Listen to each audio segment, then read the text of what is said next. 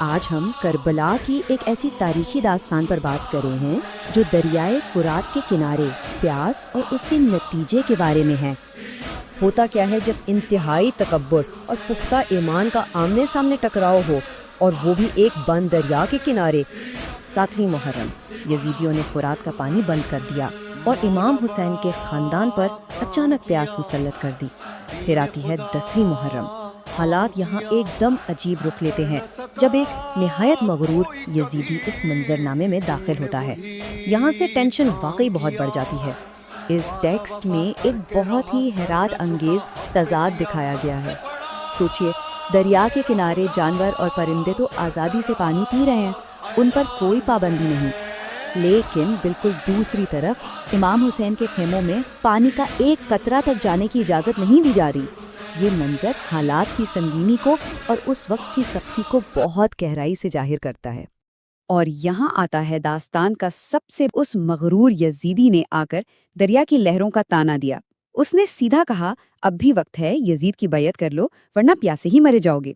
یہ الفاظ اس وقت کے شدید دباؤ اور اس شخص کے مغرورانہ رویے کی مکمل عکاسی کرتے ہیں۔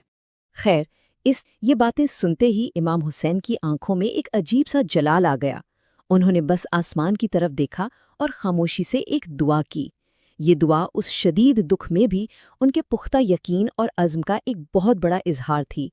اب دیکھیں، اس دعا کا جو فوری نتیجہ نکلا وہ بالکل حیرت انگیز تھا۔ اچانک اس یزیدی کا اپنا ہی گھوڑا اسے زمین پر گرا دیتا ہے۔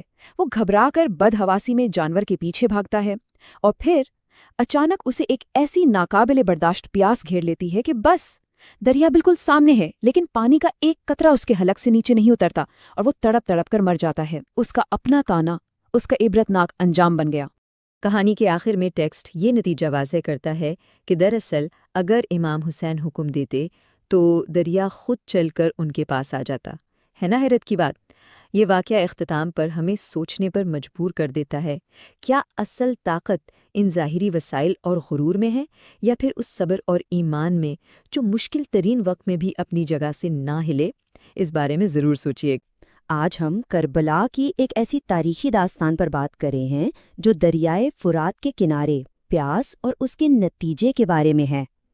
ہوتا کیا ہے جب انتہائی تکبر اور پختہ ایمان کا آمنے سامنے ٹکراؤ ہو، اور وہ بھی ایک بند دریا کے کنارے۔ 7ویں محرم، یزیدیوں نے فرات کا پانی بند کر دیا اور امام حسین کے خاندان پر اچانک پیاس مسلط کر دی۔ پھر آتی ہے 10ویں محرم۔ حالات یہاں ایک دم عجیب رخ لیتے ہیں جب ایک نہایت مغرور یزیدی اس